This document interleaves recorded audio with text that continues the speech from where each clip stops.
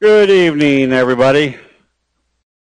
All right, well, we're going to kind of do some information on some of the stop loss analysis, and we're doing this because we're getting a lot of requests about what is going to be taught, what is usually taught up at Cuca Lake for the private training sessions.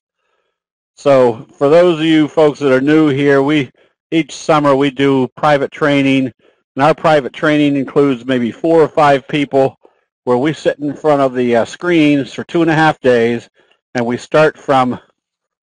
go from start to finish, starting with a doji, go right through all the signals and patterns, and then the other indicators that improve those signals and patterns. Then we go into the other elements that are just kind of common sense information built into candlestick signals, which is where do you set your stop losses? How do you affect better entry strategies? When to take profits? What are the other ones? How to utilize the gaps? How to do your trend analysis? So most of this information you've seen bits and pieces of as we do these training sessions. The difference in these private training sessions is that we start from start to finish. So not only are you getting the bits and pieces, but you're getting the chronological order of why this all works. And that's the most important aspect of candlestick analysis. If you understand why it works, and you can apply it to your investment psyche, you start having a completely different point of view on how to invest, where you're essentially putting the probabilities in your favor constantly.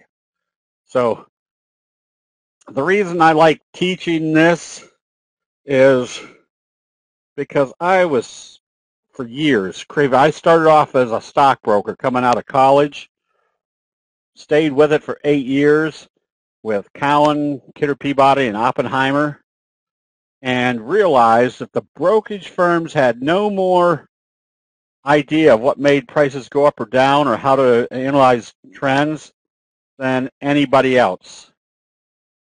So I got out of the business, and that's when candlesticks came along. So back to my original statement. The reason I like to teach it is I was so poor at investing, and when candlesticks came along, it was just like a neon sign saying, all right, here's what you're doing wrong. If you do the exact opposite, you're now not with the crowd. You're with the smart money that knows what to do when the crowd is doing what they're doing. So anyways, it is 2.5 days. The biggest, there's two major factors on these private training sessions, which while we're looking at the screens, we're basically looking out on Cuca Lake and can jump in the lake whenever we need a stretch and a refresher. But you're getting the whole concept of how to invest using what is the most consistent indicator in the world, which is human emotions, to be in the right place at the right time, number one. And number two, we have usually 4, maybe 5 people at each one of these sessions. So if you have a mental problem, and I say mental problem because that's what screws up most people in their investing, that if you have a problem executing a trade, taking profits, it's not that we sit there and give you a 1-minute answer. We can incorporate that uh, that problem into our kind of our commentary as we go through all the charts, so that by the time you get done, whatever mental problems you have as far as making profits or keeping your profits, that all starts getting eliminated just based upon the probabilities of the candlesticks. Okay, so the market will close early on Monday. Yeah, it looks like a half a day on Monday. So I take it, Jim, it's closed all day Tuesday? Imagine must be. Okay, so with that, so there, Becky has put in a link for the all the information you get at the lake. The for the amount of money that you spend, again, you don't have to worry about room. We all stay in the same house. The only I want to say the only drawback is everybody shares the bathrooms. It's not like a hotel, and you don't have to worry about food. We feed you well. We take our breaks eating at the restaurants on the lake or at the wineries. And with the fee, you get a 1-year free membership to the website. You also can get any piece of information off the website you want. So after we get done, you want to review the 12 major signals, you just email Abe and say, I was at the lake, can you send me the 12 major signal package? Or can you send me the gaps package? So basically, everything that's available to you is almost the same amount as the fee itself. So with that, yes, we are looking at a bearish engulfing signal on the Dow.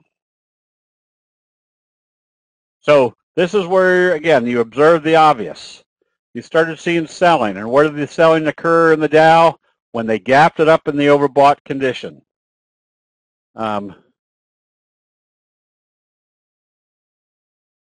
Diana, bring her along if she can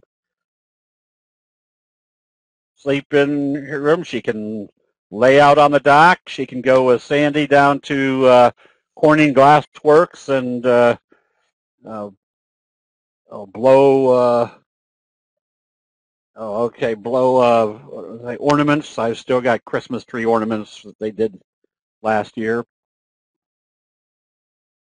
Anybody that is bringing a spouse, there is plenty for them to do while we're sitting in front of the screens. And they get fed just as well.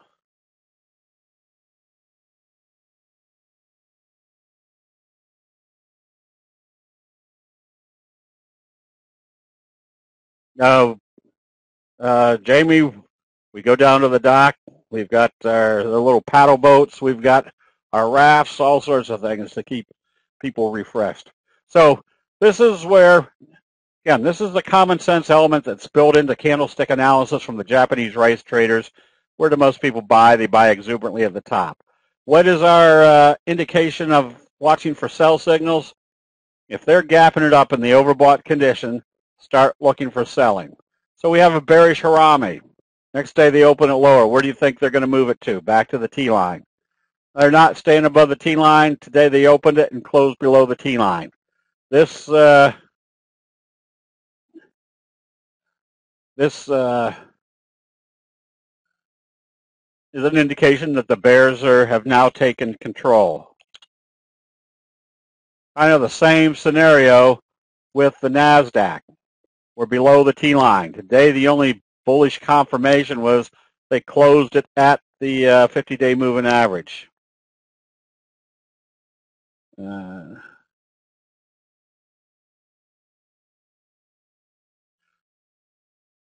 Oh, yes, the weekly option trader, Diana. The only, the only thing you need to do is figure out the time frame you want to trade. So if you're, again, we're usually trading off the dailies, and it's the same thing. It depends on the time frame that you want to be trading. If it's longer term, you might use a combination of the daily and the weekly. If it's very short term, meaning 2, 3, 4 days, just trade off the daily. So the nice thing about candlestick charts is they work just as effectively on a daily as they do on a 1-minute chart. So anything in between, anywhere between the daily, the weekly, the monthly, and the 1 day. Kevin, there is. If you will email Abraham at candlestickforum.com, he can give you all the info. Okay, so if, again, trying to put all the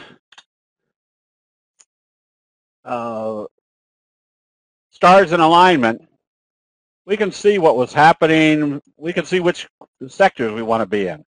Notice what was happening. Let me see if I can do this. Trend channel. Kind of the same thing right here. So you got this trend channel in crude oil.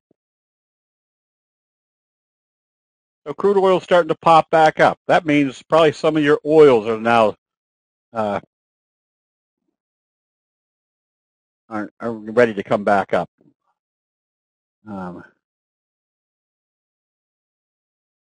If you're thinking about trading gold stocks, well, if you get this type of chart in gold, you probably don't want to be long gold stocks right now because the enthusiasm isn't there.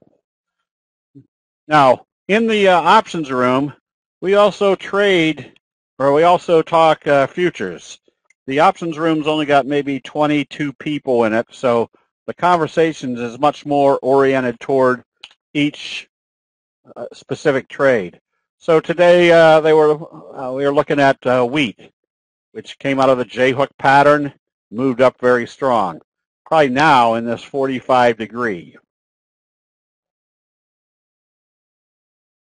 And we had been short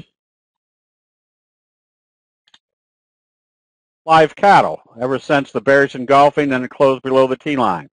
So this just makes sense that if you start seeing that you're in the oversold area and you're starting to see candlestick buy signals, close out your short position. Again, we're not trying to sell at the absolute top and buy at the absolute bottom. We're trying to get this part right here that's going to produce high probabilities of a profit.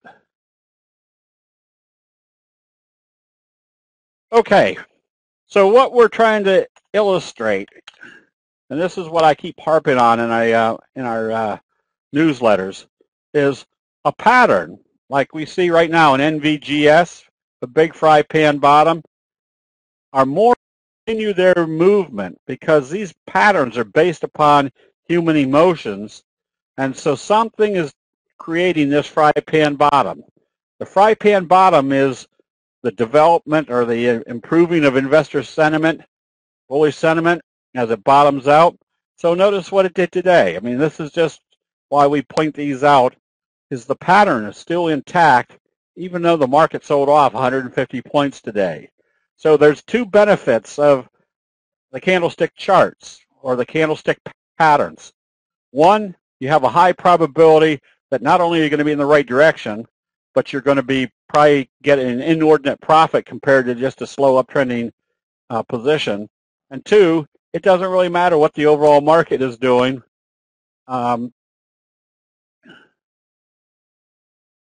Those patterns are still going to work in spite of what the overall market is doing. So it gives you two benefits. We're looking at a J-hook type pattern on TGI. If you bought it today, fine. If it opens positive tomorrow, you got that bullish doji sandwich breaking you out into new territory. EROS. I'm going to kind of go through some of the ones that we're participating in right now. You can see the J-hook pattern in EROS. Once again, notice that the wave 3 was still in progress despite what the overall market trend did today. ENZ. These are just simple rules that can be applied. When you see a big move like this, kind of your best friend signal, how long do you stay long on this one? As long as you don't see a sell signal and a close back below the T-line. That very simple rule keeps you from selling too soon and lets you sleep much more comfortably at night, not having to worry about whether things are getting toppy, whether you should have sold out. You just use these simple rules and makes your overall returns that much better. Again, there's a fry pan bottom breakout. How long do you stay long here? As long as you don't see a sell signal and a close below the T-line. We'll get to VRX here in a little bit, Steve. I'm going through all the ones that were kind of have recommended here recently. We just did that one. FRTA.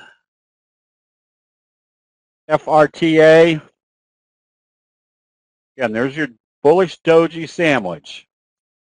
We just know what the results of a bullish doji sandwich is. There's going to be more upside. Notice the pullback over the last few days. Very indecisive. Telling you they're not trying to sell this one off very hard. So where's your logical spot? First target is up here. Somebody was asking the other day, what is a sell signal? John, there are probably out of the 12 major signals, you get 6 buy signals and you get 6 sell signals. A doji gap down is that's your best friend to the downside. I'll show you some sell signals here in a little bit. You have a scan for scoop and fry pan bottom patterns. Yes, but you don't really need those scans because usually your other scans, like for doji sandwich or a best friend, will indicate what type of pattern is setting up. So you don't actually have to scan for them. They're already going to be on your watch list from a previous or from other signals and patterns. Let's see.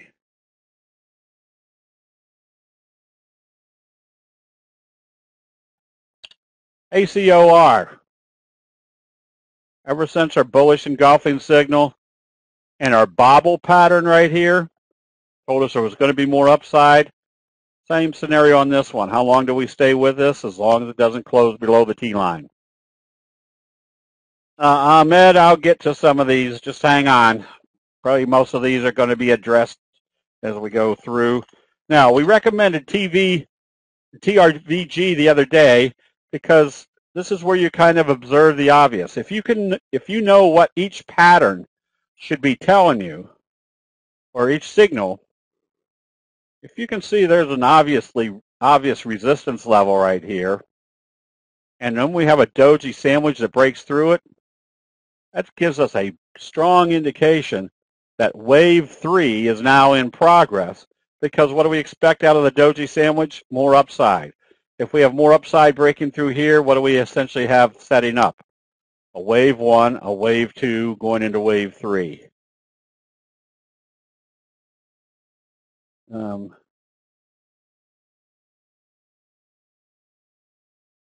Let's see.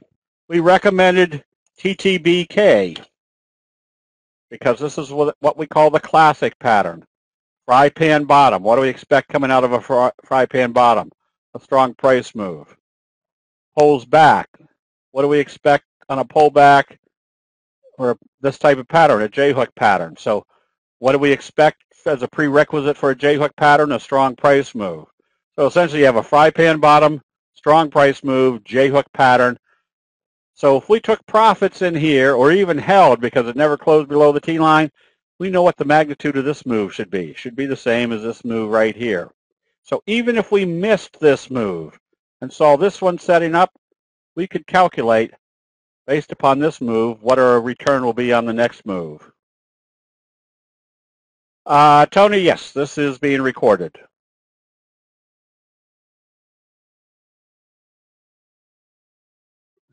SIG, another strong pattern. There's our bobble breakout. Now, why is that a strong pattern? Because we know we got a J-hook pattern. If you took the 50-day moving average out of here, you'd have a J-hook pattern. The fact that we can see much more definitively that the selling occurred, there's our bearish engulfing signal. John, I think you were asking what's a sell signal? A bearish engulfing signal is a candlestick sell signal. Came back down here, did an evening star, came back, or morning star, came back up here. This was a perfect buy right here. Now, when I say a perfect buy, because we know what type of investor sentiment creates these patterns, that if it opens positive here, what type of pattern are we expecting? A bobble breakout. What's it tell us when it opens positive after this move? That the 50 is not going to be acting as resistance. We're buying immediately. Now, what's everybody else watching? They're watching to see whether it's going to stay above the 50. So they're buying up here when we knew as soon as it opened positive we should be buying, and we're still expecting more upside. How much upside? Tony, I'm glad you asked that. If this is wave 1, if that same magnitude goes into wave 3, we've got the potential of coming up here to the 200-day moving average. So we were buying calls instantly as it opened up on that day, and they've already produced a good 80% profit. What makes it a bobble breakout? The bobble is when it hits the resistance level and pulls back. When it comes back up through the resistance level, it's now a bobble breakout. And we know what to expect on a bobble breakout. But again, if you took out the resistance level, you essentially have a J-hook pattern. So again, this is not rocket science. This is just finding out which patterns occur time after time in human nature. We were buying VRX down here because this is one of your strongest signals, a bullish flutter kicker signal. And what was happening was starting our fry pan bottom up. Where was our first target? Here. What do we want to see once it gets here, whether it's going to resist or continue higher? A bobble with the 50-day moving average, or it can be any resistance level. It could be the 200, the 20, a trend line, anything that shows that there's resistance and it comes back up through. Yeah, bobble just means bouncy. They take it down and then you bring it right back up again. All right. Now, also, a lot of people have a hard time saying, well, when do I get out of a position? Well, if you're in an uptrend and you see sell signals, you don't want to see it close below the T-line. As soon as you see a trend close below the T-line, it's pretty much telling you the probabilities of the uptrend continuing is minimal. The probabilities of a sell-off become dramatically improved. So not only does it become time to close out long positions, but it's time to potentially go short. Now, in a situation like this where it does trade down below the T-line, it's very simple. If it comes back, if you close it out and it comes back up above the T-line, you can buy it back on positive trading. Why is that? Because if you don't see a sell signal to close below the T-line, the uptrend is still in progress. Tony, that is exactly why we have these private training sessions up at Cuca Lake. Because I get so many people. What we usually do is the people that are coming up, I talk with them on the phone beforehand and say, all right, what's the problem you're having? And if somebody said, oh, I can see a trade set up, but I just can't pull the trigger, we'll spend most of the 2-day session oriented toward how you pull the trigger. What is our biggest flaw in investing is our own emotions. And I say that because I was the worst investor in the world. I was the one buying at the top, wondering as soon as I bought it why it would immediately go down, or I was a seller down here, and as soon as I sold it, it immediately went up. Once I saw how emotions work in investor trading, it became much easier to analyze myself and say, all right, if I'm selling down here, first of all, I shouldn't be owning it. Secondly, when it's down here, I should be looking for a buy signal. And once I got myself turned around like that, I started pulling money out of the markets consistently. So if I can look at a buy signal, notice how we had dojis down here, came back up through the T-line, and then closed here at this resistance level. What do we look for at that point? Well, if it opened lower, we'd have the potential of a bobble pattern. We'd take our profits. If it goes through, it's telling us we're going for our next target, which usually is what everybody else is watching, maybe coming up here to fill the gap. Things like Kara that we had a very good profit in. Remember, when they gap it up and do a doji type day, that tells you you've reached a level of equilibrium. Get ready to take profits. There was 2 reasons. One, you gapped up in an overbought condition. did a doji, told you there was indecision up here, did another doji. What do we need to see, or what's our simple doji rule? They're going to move it in the direction of how they open it. When they started selling it off, what was another element that told us we should be taking profits? Look how far away we are from the T-line. Remember, the further away we are from the T-line, the higher the probability it's going to come back and test it. That's the time to take profits. What's the worst case scenario? It starts right back up. We can always buy it back if it negates our sell signal. Should we mostly use 3 months, or should you use another time frame? I use whatever time frame I can see well. It doesn't. What we're looking at is right here. It doesn't matter whether you're looking at the chart. Whoops. Chart like this. So it doesn't matter what time frame you use. This is what we're looking at. Now, if I see this breakout and I've got the chart like this, I might say, all right, what's happening prior to this breakout? What was it doing? Then I might flip to make my chart smaller. Oh, did Kara drop further? All right. So again, once you start seeing a sell signal, that's a pretty good indication it's time to take profits. And the reason a lot of people have a hard time taking profits is if they were like me and had a very good price move, thinking, oh, this is going to be the big one, I'm going to become rich. But if I sell on a sell signal, I think, oh boy, what would happen if it turned right around and took off without me? Well, at least now we have the capabilities of seeing what type of patterns tell us things are turning around and heading back up, or whether we should stay out of the trade. So something like this, where we're sitting right here at a resistance level. We know what should happen after a doji. If it opens lower, what's it tell us about our resistance level? It's time to come out, take profits. If it opens positive, what do we have? The potential of a bullish doji sandwich telling us we're breaking out.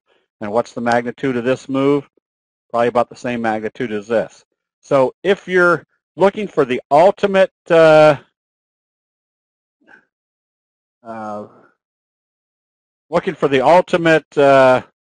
entry, whether you're buying a stock or an option, knowing what should happen based upon the signals puts you in the right place at the right time.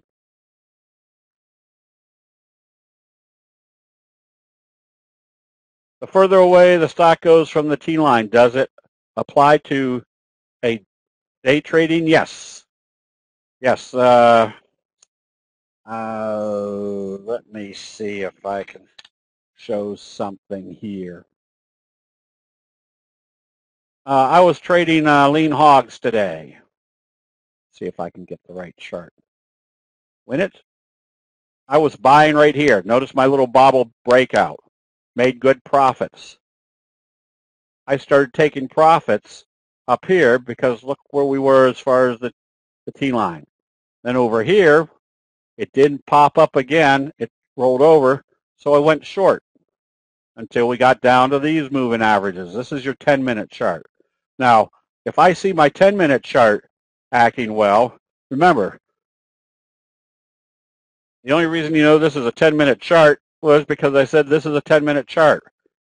They look just the same on the 10-minute chart as they do on the 5-minute chart.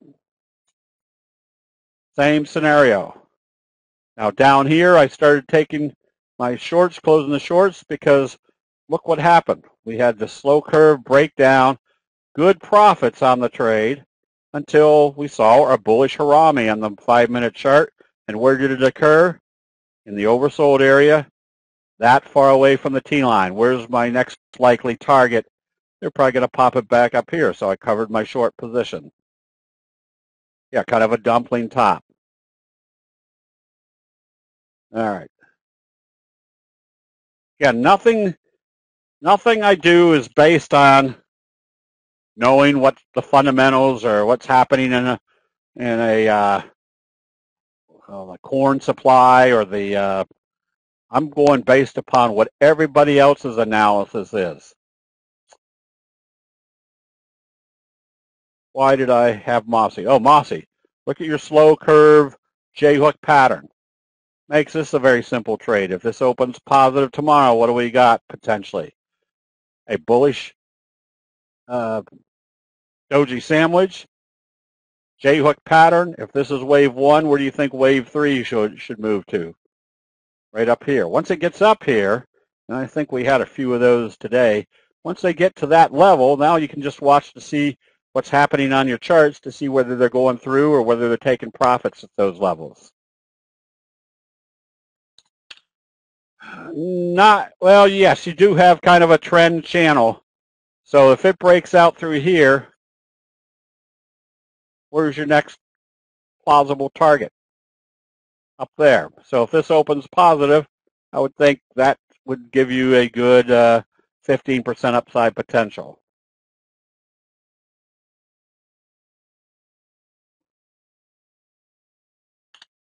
ARNA. Let's see. Now we got these. There's your J-hook pattern. Once again, if this opened positive and started trading above this level, I know the J-hook pattern is working. So once you can recognize which of the or your patterns and where they're occurring, just dramatically improves your probabilities. Look what happened here. Kind of a morning star signal bouncing right smack dab off the 50. What's our simple rule of resistance levels? If they go through a resistance level, what's the next criteria? They usually come back to test that resistance level to see if it's going to act as support. If it acts as support, what's that tell us? They're going up to the next resistance level. So it just dramatically improves your probabilities of being in the right place at the right time. And you improve your probabilities by seeing what type of signals do you get.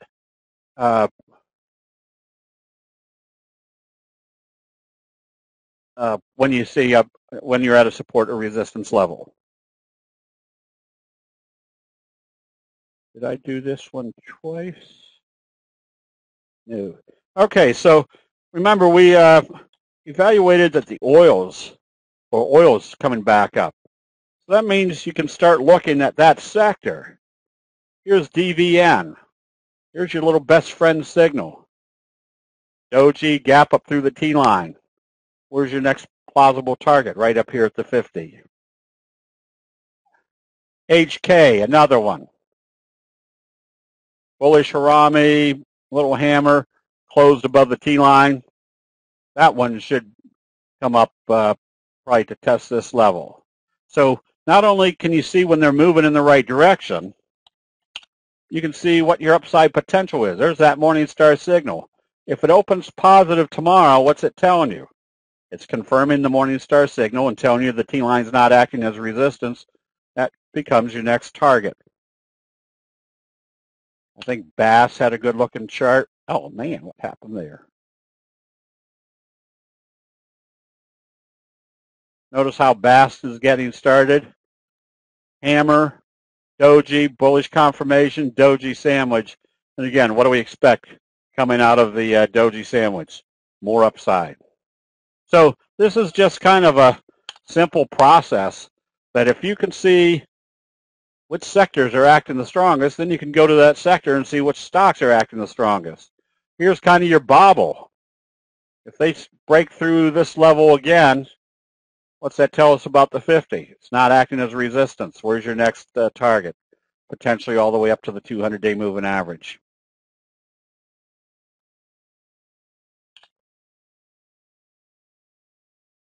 RYAM, another one that's done a little cradle pattern. Notice how our bed right here, flat bed of dojis, came back up through the T line. If this opens positive, we've got the potential of wave 1, wave 3. Why? Because we know this cradle pattern usually produces a very strong price move.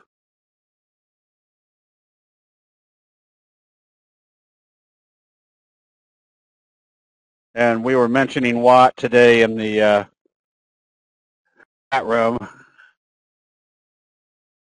That reminded me of the Little Rascals where, I forget, one of the guys came up to, I think it was Darla's front door and wanted to know where somebody was, and she said over on Watt Street. And he said, Watt Street. She goes, yes, Watt Street. And they went back and forth for a while. I just remember that. Doji, gap up. Now, that's a shooting star. That's not real strong. So, but what do you analyze from this? Once they open it up, there's profit taking. If they open it up positive tomorrow, what's that tell you? The profit taking's over. The gap up best friend is in progress. You can be buying. Do we have a list of these stocks on the website? Tony, I put out 2 or 3 stock picks every night. If I think the market's going up, they're predominantly long. If I think the market's going down, they're predominantly short. If I think the market's sideways, like last night, it'd be 2 longs and 2 shorts, depending on how they open the market. But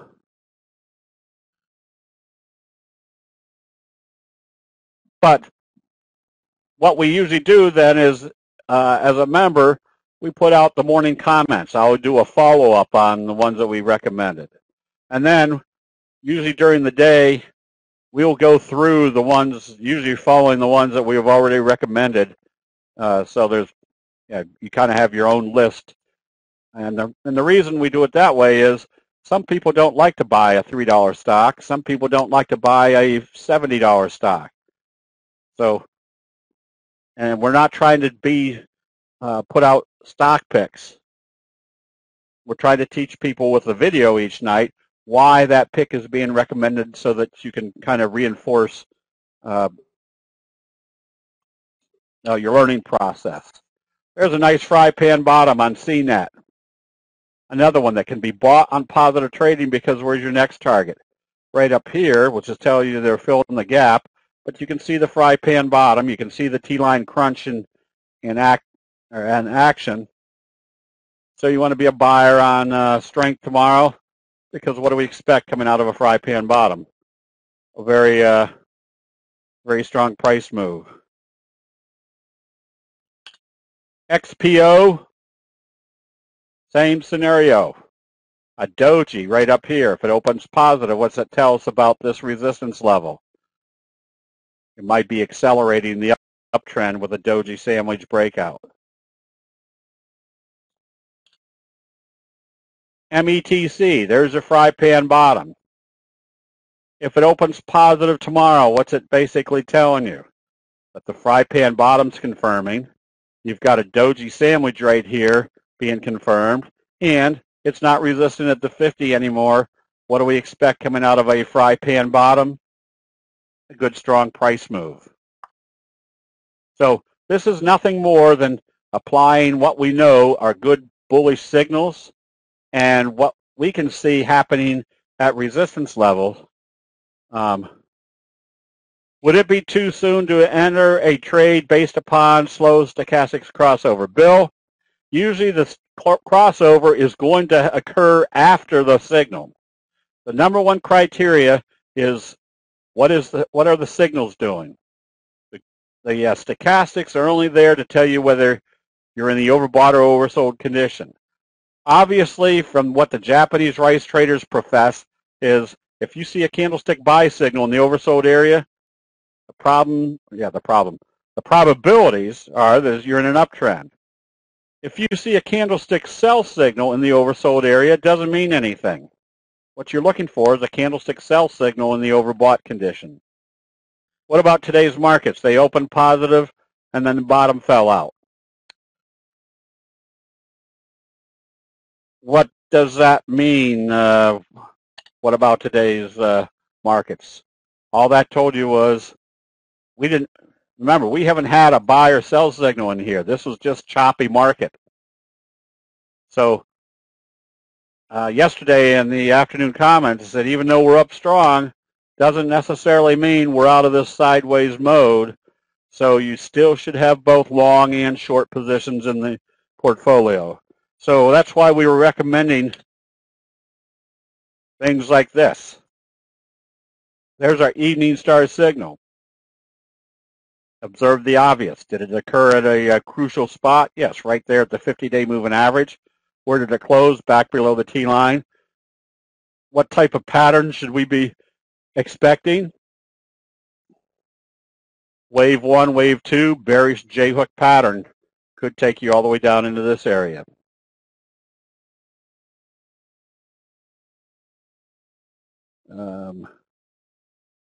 Yes, the number one criteria for candlestick analysis is what are the signals telling you. Then everything else becomes confirmation. Where are you with the stochastics? Where are you with the T-line? Where are you with the moving averages? People say, well, do you use Fibonacci numbers? I don't use them, but if I have a trend and I can see that there's a pullback, I'll throw the Fibonacci numbers on there. Not to say that they're targets, but when they get to those levels and I see a reversal signal, then I can assume that was where the first reversal was. So people will ask, do you use Bollinger Bands? The nice thing about candlestick analysis is the signals work. Then whatever else you want to add onto your charts. You can see my charts are very simple. Got the 200, the 50, and the 20 days. Whoops, the 20 days not even on here. Simple moving average. Then we have the T-line and the 3T line.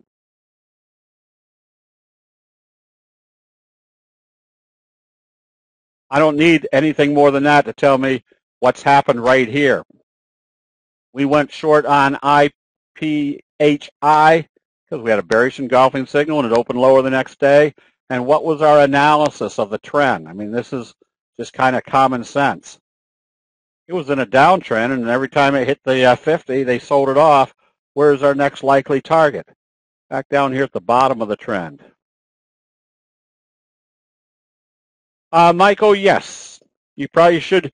So that's just the common sense indicator that if you see that you're in a downtrend and it's just starting, yeah, the best things to be scanning for are your stocks to go short. If you're in an uptrend, obviously you want to be looking at the stocks that have the best bullish charts.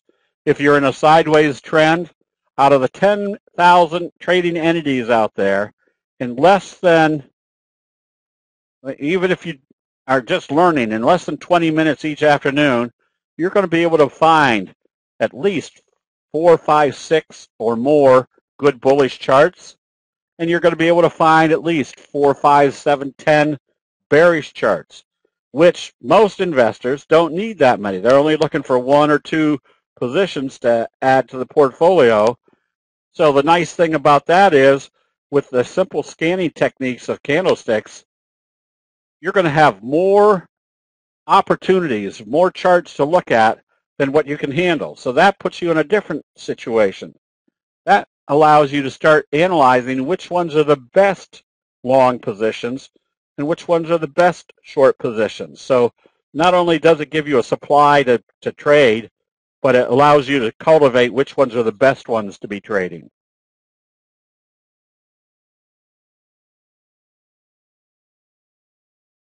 If a stock breaks out from the 50-day moving average, would you wait for it to come back to test the resistance again before buying? Tim, usually I would have bought it well before it got to the 50-day moving average. Once it breaks through, yes, now more than likely I'll have to find one. But usually if it breaks through, because that was your first resistance level, yeah, now I'm a little bit more cautious, especially if my stochastics are up in the overbought condition, to start watching for any sell signal, because more than likely that's what they're going to be doing, is coming back down to test the 50 to see if it's going to act as support. If it does, I can repurchase it. Don't you have to look at lateral support or resistance as well? Lateral. Tony, you can visually you can look at anything you want to. All we're doing is saying, all right, we see a sell signal. What else can we be looking at? Well, close below the T lines. Stochastics turn back down again. We're in a downtrend. Resist at the 50. May have resisted right here. We don't have to put one criteria, because the glance, I mean, we can see a sell signal in a downtrend. That's all done in milliseconds, that you can analyze that you're in a downtrend and you've hit a resistance level. So it's not like you have to analyze anything with any great scrutiny. It's all visual. I'm in a downtrend. I see a bearish engulfing signal. I'm shorting it because I know I'm already in a downtrend and there's a downward trend channel. So you don't have to make this a sophisticated process. Because candlestick analysis is done on the graphics of human nature, Grub, we could see, did a kicker signal. You could be short this one.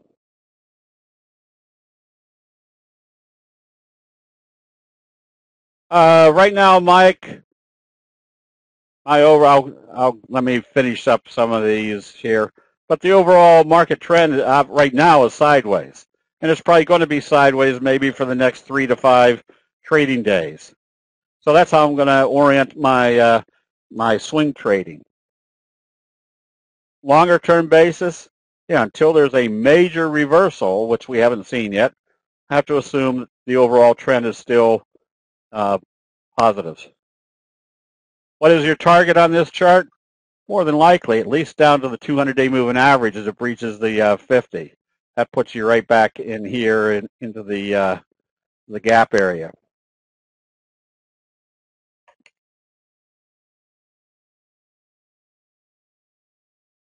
Let's see, OSXL. These are, John, somebody was asking earlier, what's a sell signal? There's your big bearish engulfing signal. Another simple rule of thumb in Japanese candlestick analysis, the bigger the signal, the more compelling there's been a change of investor sentiment. And very simple stop loss procedures. If you're in an uptrend, you're in the overbought area and they gap it up, again, where should you put your stop? Well, if it starts trading up, very simple. Put your stop at right below where it opened. Logic says if it comes back down through there after gapping up, the sellers are taking control. If it gaps up and immediately starts selling off, you put your stop at the previous day's close. If it comes down through there, it's going to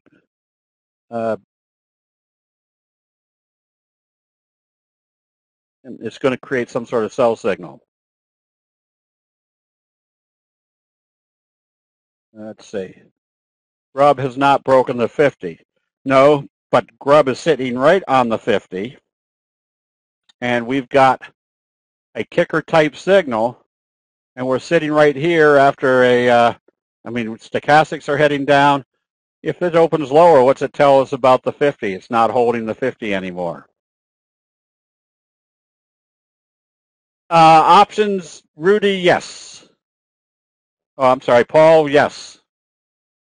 When you're analyzing the stock charts, whatever your trading temperament is what you do. If you're an option trader, you use the stock chart to tell you what to do with your options. And that's why we have the options room set up. There are times when you want to buy puts, when you might be 3 or 4 weeks away from expiration. Again, the bigger the signal and it broke this level, it gapped up in the overbought condition. The worst case scenario is you have your stop here at the previous day's open, because logic says if you're up here toward the overbought area and they have enough selling pressure to bring it down through there, the bears have taken control. So there's stop losses is a very simple common sense application using candlestick charts. Then you have a wave 1, wave 2. Where do you think wave 3 should probably go if it's the same magnitude as this? Right down here to the 200-day moving average. Yeah, if Grub opens lower, it's not holding at the 50 anymore. Are you using the 200? Yes, Rudy. The reason we have these moving averages on our charts is because every major money manager around the world uses those moving averages to make their decisions. The advantage we have as candlestick investors is we can see exactly what's happening at those levels, what decisions they're making. So we're not putting them on here because they work better than the 50 and 200 exponential or weighted. We're using them because that's what everybody else uses, and we want to see exactly what's happening at those levels. Forget where I was, TGTX. The bigger the signal, there's your dark cloud. Again, the bigger the signal, the more compelling. Now notice what we have here. This is what we call a left-right combo. A left-right combo is a doji followed by a bearish engulfing signal. And this is one of the things that we're going to be doing, again, at private trading at the lakes, is there's about, everybody asks, well, which is the strongest signals? Well, there's no strong signals, but there are some strong combinations, like a left-right bullish combo, or the best friend, or the fry pan bottom breakout. So we're going to be going through those before we do our scanning techniques. Again, these sessions last 2.5 days, and on the third day, we go through and do the scans for what's actually happening, and then taking the information of which are the strongest signals and patterns to decide which are our best picks for the next day. And once you start learning all that, you now start getting a much firmer grasp on what you should be looking for. A lot of people ask, well, should we be buying going into earnings? You let the charts tell you what to do going into earnings.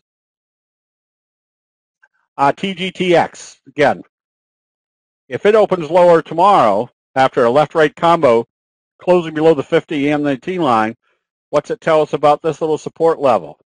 It's not there anymore. Where's our next likely target? Right down here at the 200-day moving average.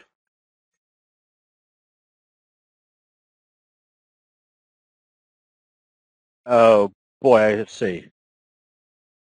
Is June 23rd left-right combo not a valid sell because where stochastics are? No, because of the strength of the signals. Again, the kicker signal is one of your strongest signals. You always take heed when you see a left-right combo or a best friend or a kicker signal. Somebody having a problem with sounds? Might be your computer, or maybe I'm talking intermittently. Looks like a bobble to the downside. Yeah, I'm looking at more as a wave 1, wave 2, potentially going into wave 3. Oh boy, I was supposed to do this on a short presentation so people could ask questions. Again, the bigger the signal. This had all the elements of a perfect profit taking. When it opened here and traded up here, you just put your stop right here. When it closed below the T line, now it becomes a new trade to the downside. ENTG. How long do you stay short? Again, there's our big bearish engulfing signal. You stay short until you see a buy signal and a close back up above the T line. RXDX. There's your dark cloud. And now it's just closed below the T line. This one can be shorted on weakness tomorrow because it's not holding up at the T line. Where's your next target? Potentially back down to the 50. No, just wave 1, 2, and 3, because I'm not going to be owning anything long enough to analyze whether it's a Elliott wave 3, 4, 5 ABC retracement. I'm a swing trader, so I'm looking at what's happening right now and whether the trade I'm putting on is going into the next wave. If this was wave 1, wave 2, wave 3, then it started back up, then it become wave 1, wave 2, then see if wave 3 started to the downside. Yes, on a J-hook pattern, wave 1 and wave 3 should be equal. So I can calculate whether if I missed wave 1, I can get into wave 3, whether it's worthwhile, whether that percentage move will be big enough. Notice what we had right here. Failed at the 200. Failed again with a left-right combo at the 200. Then we have a bearish doji sandwich. If this opens lower tomorrow, where do you think the next target's going to be? Probably back down here to the support level. Is wave 3 is the most explosive? It depends on where you are in the market trend. At least you can calculate what wave 3 is going to be. Mark, it could be anywhere from 2 to 10 trading days, depending on the market conditions. Now, there are some, that's not it. There's some that we've been holding on to for a while. And I don't have them up here. But when they get into a steady eddy, which would be the opposite of this trade here. Notice once it got below the T-line with a bearish doji sandwich, you kind of had a very steady eddy until you got down here in this area where you started seeing buy signals. Same thing on the upside. If you've got a steady eddy, to keep the emotions out of your trading, if you've got 10 equal positions on and 4 of them are steady eddies, you don't have to do very much analysis. Hold on, Martin. I'll get to the biggies here in a second. You don't have to do very much analysis. All you know is you stay long until you see a sell signal and a close back below the T-line. Was that it? That's right. That might be it. Yes, NVCR, just a steady eddy. I don't have to make a decision on this one as long as it stays above the T-line. Paul, no, I trade all stocks. The only criteria that I use for analyzing the stock chart is, does it have the best signal and pattern? Sometimes it's going to be the biggies. Next month it might be the $3 stocks or the $7 stocks. Next month it may be the oils. I'm looking for what is moving, not necessarily because it's priced at a certain level or in any particular industry or sector. Box, there's your left-right combo with kind of a bearish engulfing with a booster. That means that was kind of more force to the downside. So now we've got a bearish doji sandwich that didn't hold here at the 50. If this opens lower, where can we anticipate our probably next target is going to be? Down here at the 200. Paul, scans are very easy. If you can say the formula for a signal, I mean, if you can repeat it, then you can write the scan. Now, we have all the scans for Metastock, TC2000 on our website. And a lot of our scans are in most of the software programs. Ninja Trader has ours, Thinkorswim. I think they're working with TradeStation. Metastock, did I say Metastock? Yeah, they all have our software. I mean, we wrote formulas for them. Okay, so the biggies. This is how we decide which sector we want to be in. Notice when we got into the biotechs, it was because we could see that this trend broke out with a best friend signal, a doji, hammer, gap up. We were in those biotechs for the next 5 or 6 trading days. Now what's it setting up? Well, we've taken profits in that area because most of the stocks have shown sell signals, but there's potential of a J-hook pattern, which means we start looking at them again on the next go-round. Apple, we haven't been trading. As you can see, there's really no trend in Apple until right now. We're starting to see a slow curve or dumpling top. So where would be the best place to short Apple? If it came down through today's low, down through this level, that would tell me I've got a slow curve, wave 3 to the downside, which potentially could bring us all the way back down to the 200. Amazon didn't have any tradable chart at all over the last few weeks. And you can see that it bounced off the 50 and bounced off the T-line.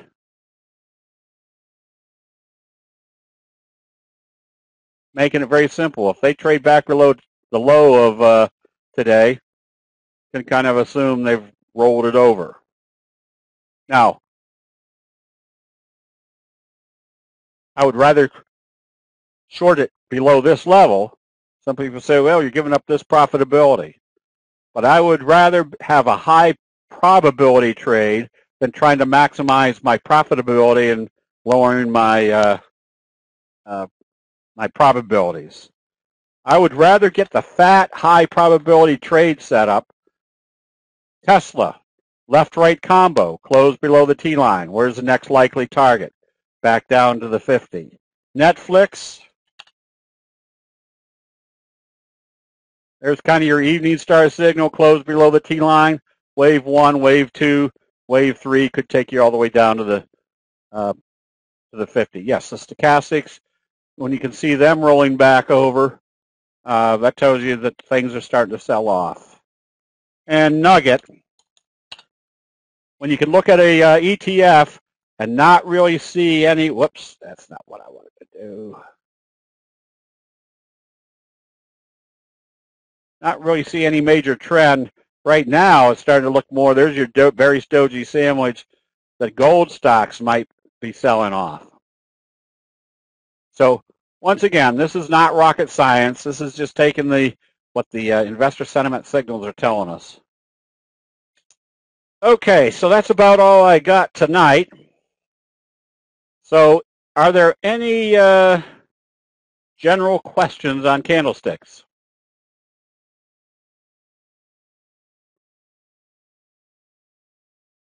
When should you do all your setups? Before the market opens? I already went from the bedroom to the downstairs and lost $5,000. I usually, very simply, at night after the close, I can spend 5 minutes, maybe 7 minutes, picking out the best situations for the next day. I think I've marked a couple of them. This one, I've already marked that if it opens positive, I got a fry pan bottom breakout. RYAM, cradle pattern. If this opens positive, I've got potential of this type of move. Oh, there was another one, and I didn't mark it. How'd he do?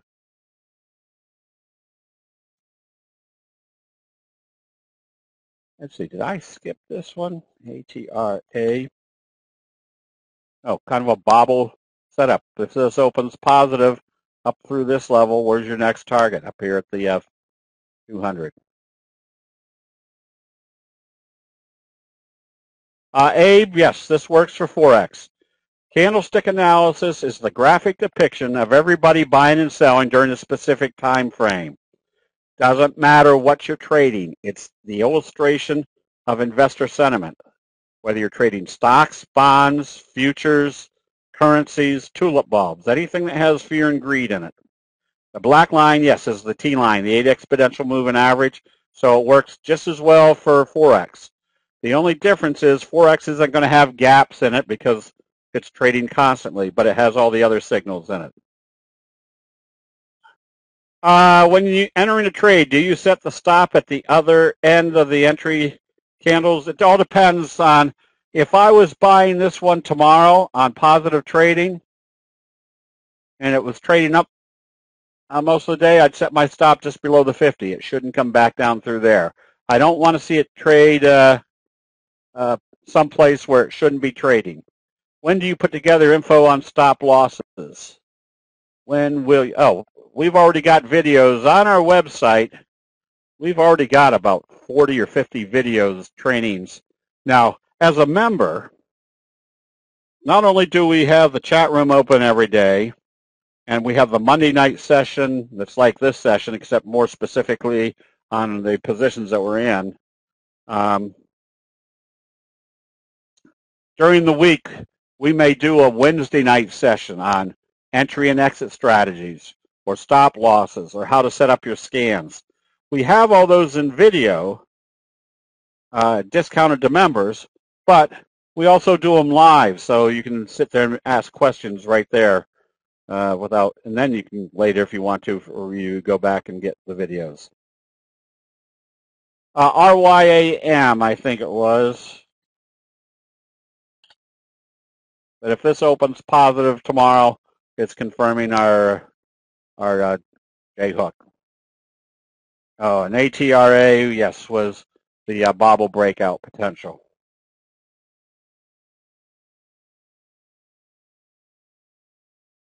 How you purchase a scanner? I think it's already when you become part of TOS. I think the scans are already there, Rudy. Okay. How does the U.S. dollar look? It's fading. As a matter of fact, I was looking at shorting the U.S. dollar, but I discovered TOS now. I guess CBOE or ICE or somebody charges a monthly fee to be able to trade the currencies. Okay, I guess with that, Jim, go ahead and do the double line. Do any of the platforms have stop losses settings that you can make to a 50-day? Yes, you can, RC, you can set up anything you want to on most of the platforms. Okay, Jim, hopefully by now you've done the second double line. KOS, another one that if it opens positive tomorrow, you can be buying this immediately because you got kind of that little V-bottom breakout. HK, another one that can be bought with the anticipation that they're going to come back up here and test the 50-day moving average based upon the buy signals and the close above the T-line.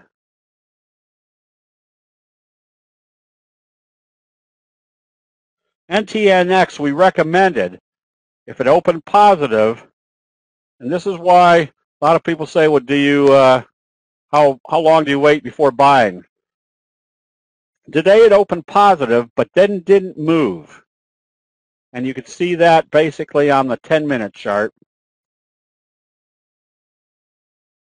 I think this is probably it. It opened and immediately started trading off.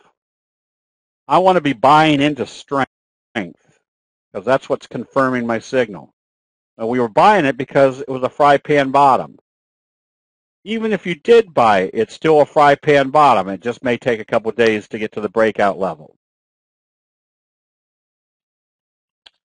In KTOS, all you can do here is stay long as it stays above the T-line. And that's what makes, how the T-line makes trading much more comfortable. UCO, crude oil, stay long right now. Crude oil apparently is in a uptrend. And you can see the trend channel down through here. So the next likely target is somewhere up in here, which I think would equate to about the $50 level on the futures charts. Here's a case where you can see what you were looking for was the fry pan bottom breakout, but you got a bearish engulfing signal. Makes this very simple. If it opens lower tomorrow, you close it out because it tells you now you don't have a fry pan bottom or a J-hook pattern breakout. You've got a double top. Visa, I wouldn't be long or short. You can see there's absolutely no trend to this one. I'd have my money elsewhere. And X right now is in a downtrend. You can see the bearish Harami gap down. I would suspect it's at least coming back down to test this level and maybe this level.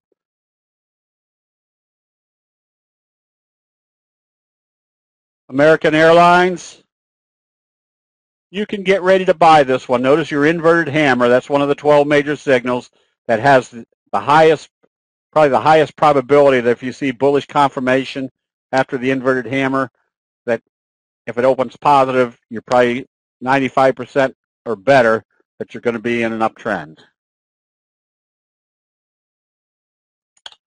ENB, exactly, somebody asked earlier, if it goes up through a resistance level, what do you watch for? Well, it's got a doji here and then open lower. That was the place to be closing it out. Again, our simple rule of the doji is going to move in the direction of how they open after a doji, especially if you're in the overbought area.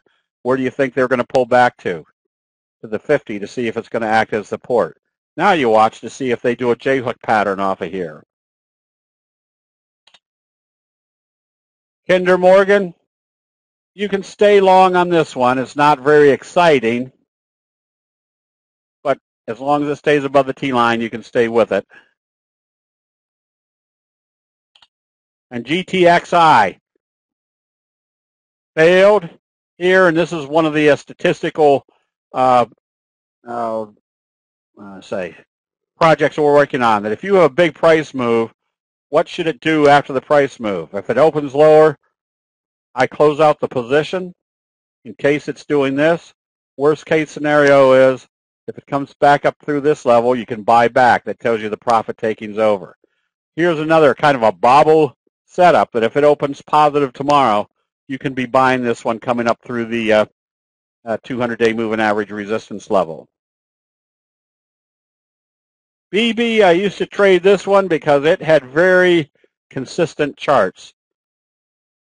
Right now, all you can do, notice the little bobble breakout right here, the J-hook pattern. All you can do on this one is stay long as it stays above the T-line. Same scenario on this one. All you do is stay long as it stays above the T-line.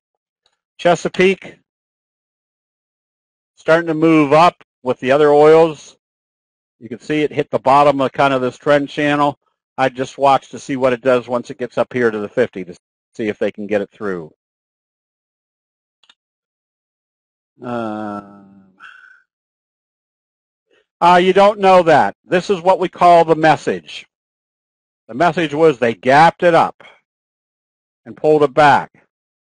Now what you want to see is, if you're long, you want to see the profit taking over, which is a doji, a hammer, an inverted hammer, bullish harami, or positive trading.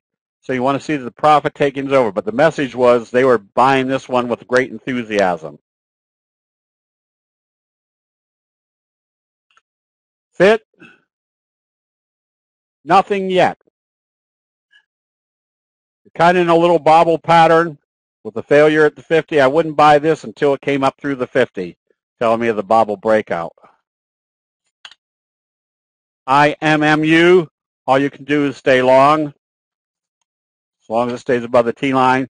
CBay, same scenario. And IMGN, you had a little gap up doji. Just as a safety, I'd have a stop at yesterday's close. If it comes down through there, you know that they're starting to sell it off and probably coming back to test the T-line. FRAC, if you're long, notice the doji sandwich that broke you out through the resistance levels. You stay long, you just watch to see what happens once you get to the to this resistance level.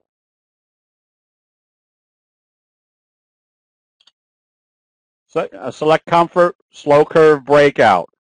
On these breakouts, especially with stochastics heading up, if it opens positive, expect a 45-degree to come off of here, just a steady uptrend. And cons, stayed above the T-line. Wouldn't necessarily be an aggressive buyer, but you can see the trend channel in progress, so you can expect at least for it to come up here and test this level. And you've seen that based upon the hammer, doji, then the bullish confirmation above the T-line coming off the 50.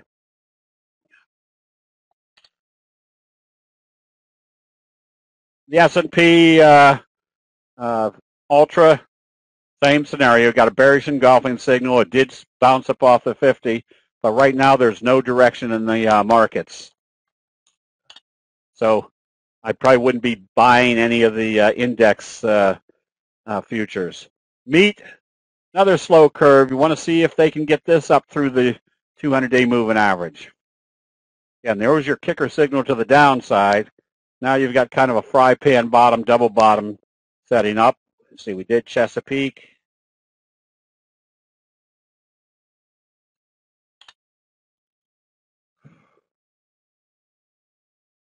Granger, nothing of any great magnitude here. It needs to get up through the 50. It's not showing anything real decisive at this level. I probably wouldn't be long or short Granger. Just not enough trend indication. Cycle is not coming up. Crude oil, This is the August contract. You can see what was happening on the with your trend channel. If you kind of did this, so that's why coming back up toward the 50 is probably your next target. Now, the first target obviously is if it bounces up, you see what it does at the 50-day moving average. If it goes through there, then you watch to see what it does at that downtrending channel. In UVXY, I don't know why these charts do this occasionally. Now that's your big inverted hammer. If they open this positive tomorrow, you can be buying.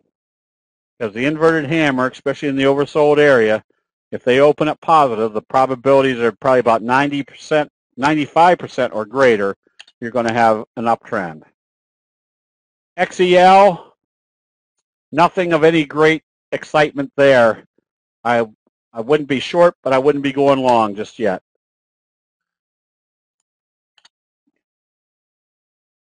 ACHN, slow uptrend. You got to see what it does if they can push it up to the 200-day moving average and see if they can break it out.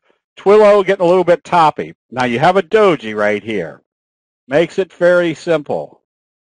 They're going to move it in the direction of how they open after a doji. So if they open this lower, I'd probably be closing out the position, because here's another example of they came up through the 50. They might be coming back down to test the 50 to see if it's going to act as support.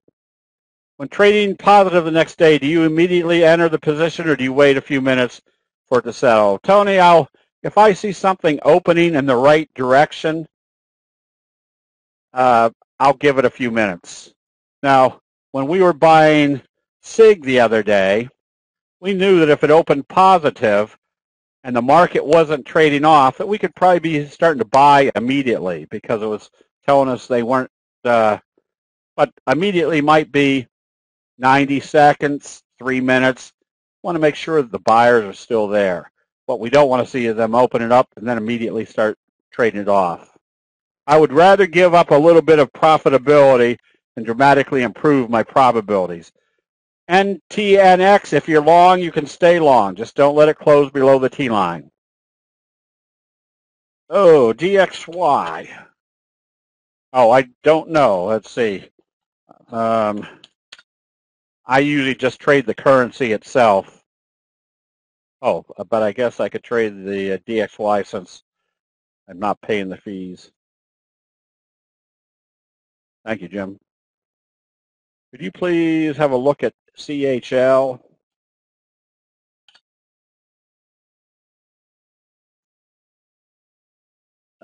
It seems to have completed a head and shoulders pattern. Does that mean it's expected to go down further? If so, when to take profits on short positions?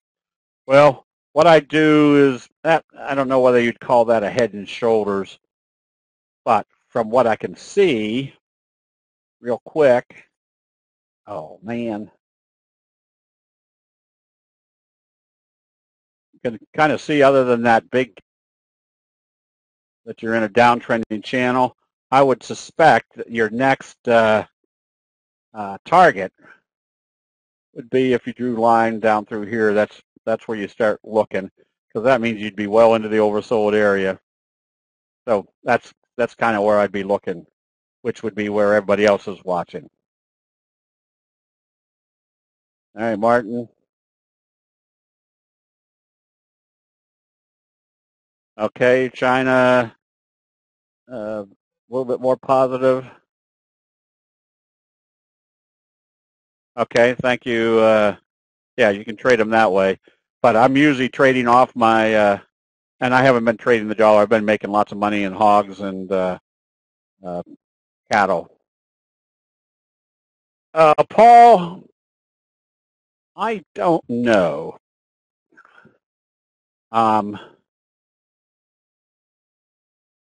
And that, if you're doing, if you're in the members chat room or doing a trial in the members chat room, that's a good place to ask that question. I never go and look there because I've got all my scans set up.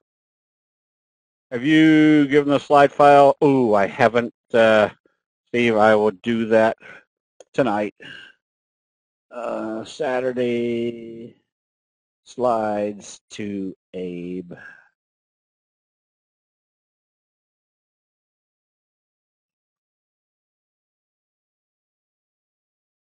You use any separate money indicators? I don't.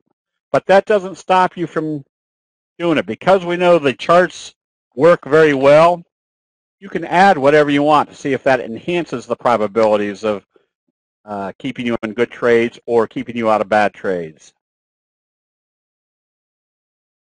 Let's see. Baba pulled back today, so it makes this very simple. It has to open positive and trade positive to stay in it. If it opens lower, close out the position. You can see how it's run into resistance up here.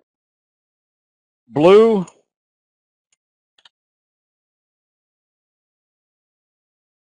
no. It looks like your stochastics are heading down. You had that big gap down. I wouldn't get into this until you see a dramatic buy signal and a close back up above the T line.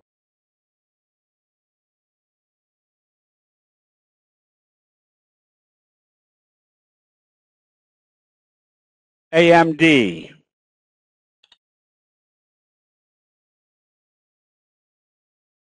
Oh, I'm getting a private message. Yeah, some of the other things we do up at the lake, there's 58 wineries, so we have lunch at the wineries, one of the wineries overlooking the lake, just to give ourselves a break. Also, there's the Curtis Museum up there in Hammondsport. And that is where Curtis developed his airplanes. He was developing flight the same time the Wright brothers were. He also had developed his motorcycles. So we go down and stretch our legs for 45 minutes going through that museum, which is fairly interesting. AMD, you stay short until you see a buy signal. Again, there was your left-right combo and a gap down. I would suspect your first target is going to be at least the 50-day moving average. The short cues, you can be buying this one if the market opens lower tomorrow. You're right here at the breakout level. So it depends on how they open the market. Oracle, I don't trade at all just because it's an institutional trader. But at this point, if it opened lower, there was your message. There was telling you the profit taking's over. But now they've moved back down below the open of that day.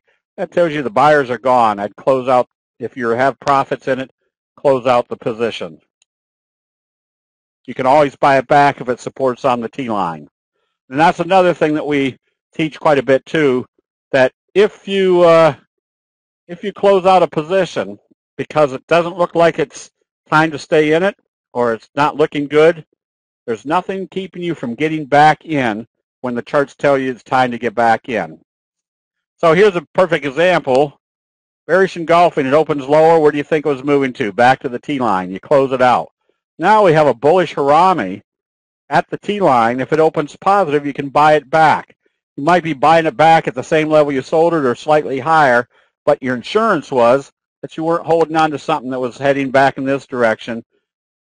You were buying the J-hook pattern. That was always my problem. If I finally had a good trade before candlesticks came along, I didn't want to sell it because I was always worried that, boy, if I sold it and it skyrocketed, boy, would I look stupid. But now I know I can sell it and buy it back.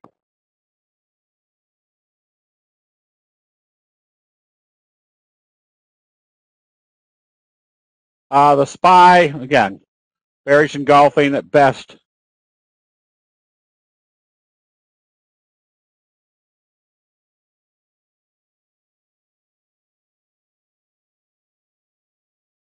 At best, it will support at the T line. NIDRA, yes, I would think the CHL is still heading down. Let's see. Procter & Gamble, I don't trade because that's a quintessential. Oh, it's moving more than I thought. Still not going to have a very big percent price move. If you're doing anything, I'd be short. I'd watch to see what it does coming back down to this level. But you can also see you're in a downtrend on Procter & Gamble. Didn't you do this, JB, earlier today? It didn't. They haven't changed since the close. See that? You can be buying. CVRR needs to get up through the 50. If it opens lower, you've got a bobble pattern. The Qs, same scenario. If it opens lower, they're still heading lower. Tan, you're starting to see sell signals. You got a bearish engulfing signal, hanging man. If it opens lower, you know it's at least coming back to test the T-line area. ESPR. There's your bearish harami in the overbought area. If it comes back down through today's low, take profits. It's coming back down to test the T-line.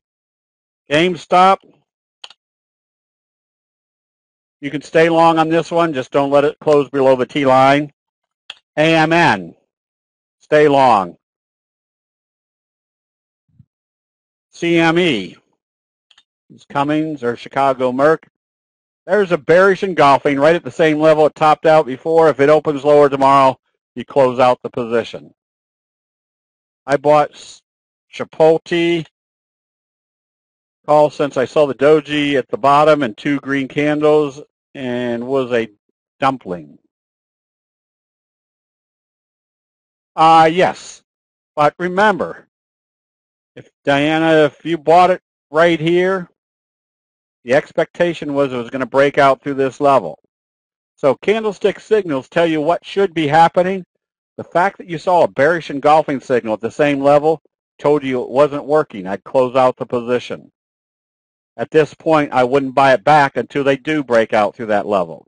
So remember, candlestick analysis isn't telling you exclusively what is going to happen. It's also telling you what is happening. So if what is happening is against the expectations of what you were looking for, let the chart tell you what to do.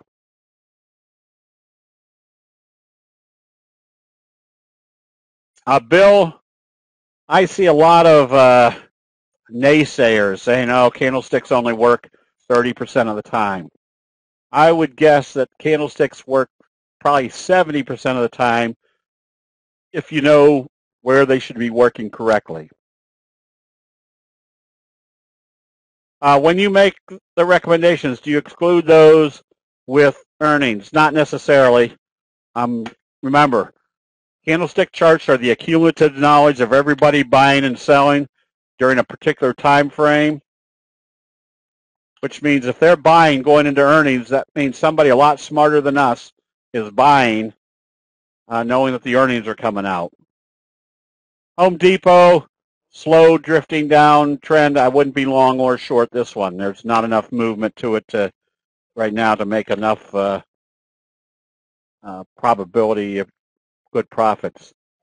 Yeah, there was the buy signal here. A little gap up through the resistance level, then a positive open. So I don't know what to tell you there other than it's apparently on a news related. Find out the news, and then you definitely want to be trading off the 10-minute chart when they move that big.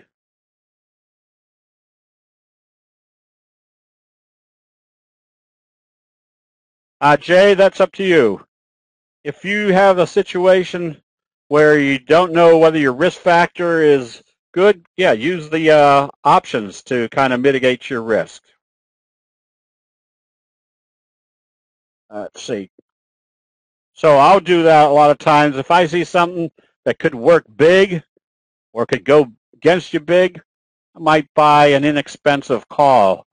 So if it works big, Yahoo. If it works against me, I didn't have that much money in it.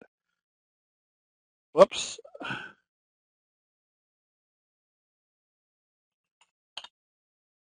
Costco, there's your best friend gap down. So far, you have not had a buy signal. So if you're short, you stay short.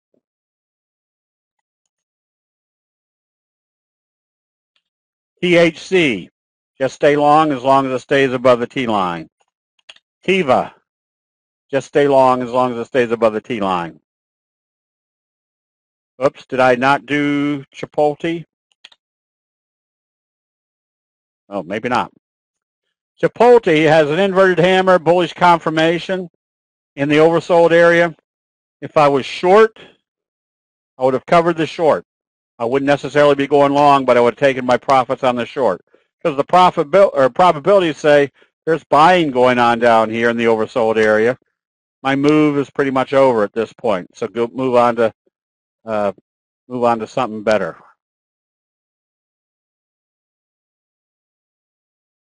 Lou, let's put it this way. Every time I don't have a stop on because I think I know what's going to happen, it doesn't happen. GTXRC, I think we did this one. You can buy this one if it comes up through the 200. So if I've got a good trade situation going, we're long VX or VRX because of the bullish doji or flutter kicker. Got some big profits in the calls right now. But I'll just say if it comes back through here, I want to close out the position. It shouldn't be going in that direction. So on my positions, yes, I'll go and say, all right, where would be a spot that this should not be trading?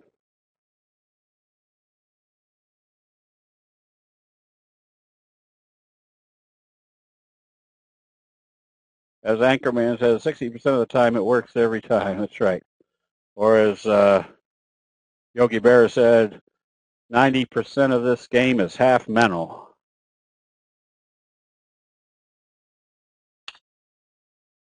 U.S. Steel, you can stay long. It's a big fry pan bottom.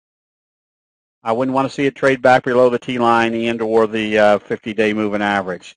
CSX, not anything real wildly exciting. You can see you've got a very slow uptrend. You can stay long on a trade basis as long as it stays above the T-line if you're in it for a longer term, as long as it stays above the 50. SPEC, that's another one that you should be trading off your 10-minute chart. Now, if I've got a big move like this, notice the breakout right here. Notice the percent move. So if I've got something where I'm happier than a pig in doo-doo, that I've got huge profits, the question is, where do you take your profits? That's where you flip to your 10-minute chart, and as soon as you see a sell signal to close below the 10-minute chart, take your profits. Why? Because you're already up in a huge, big move. If they're bringing it back through the 10-minute chart, take your profits. You could always buy back on a confirmed buy signal above the T-line.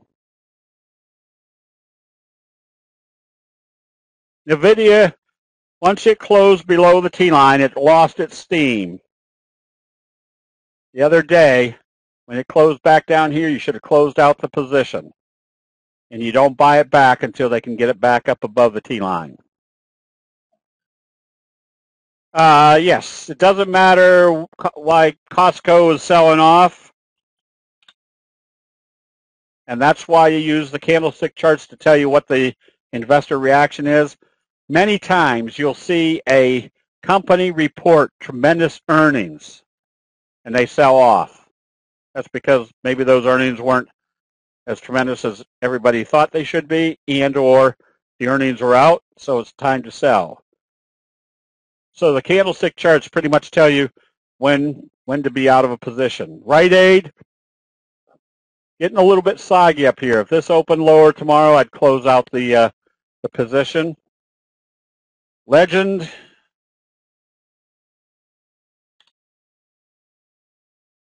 all you can do is stay long. Maybe that was it. Legend, if it opens positive tomorrow, you've got the prospect of a doji sandwich breakout of this level right here.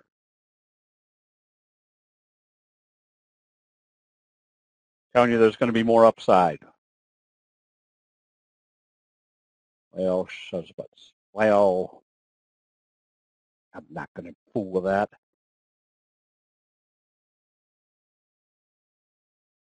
I'm on a 5-minute chart. How about that? How did I do that? Let's go back. All right. Legend. J-hook pattern. If it opens positive, you can be buying this one. Thank you, Jim.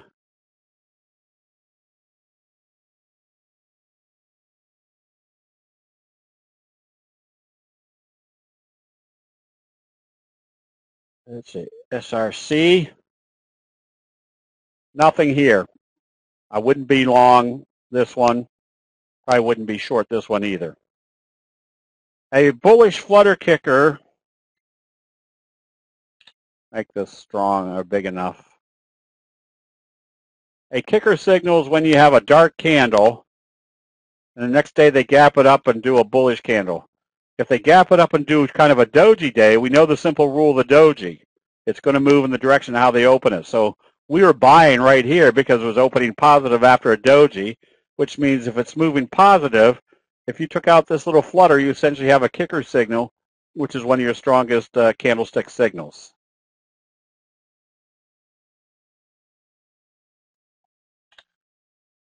And BRS, you can start buying this one. Just don't let it close back below the T line. Kara, somebody said, was trading all the way back down to 18 after hours. Let's see. Kara. Yep, trading at 1837 right now. Snap really hasn't been doing anything to get excited about either. It's, yeah, not a great chart. If you like it, you can be buying it, but there's your first resistance level.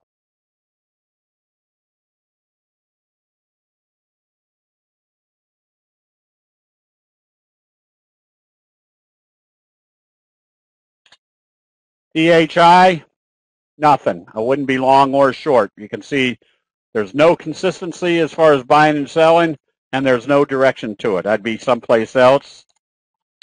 Phillips, oops, Polly home. Same scenario. You should have been out of this one today with it closing back below the T line because it does two things. One, it negated any possibility of upside. And two, with it closing below the T line, that diminishes your probabilities, number one. And number two, it changes your direction. There's really no direction anymore. Lennar, that big bearish belt hold confirmed, told you there wasn't any direction in this one. I'd probably be someplace else also. Okay, I think we got them all. The markets don't have anything to look forward to. I would suspect right now that the markets may be drifting, waiting for the 50-day moving average to catch up. All right, so again, where was the time to be out of Kara?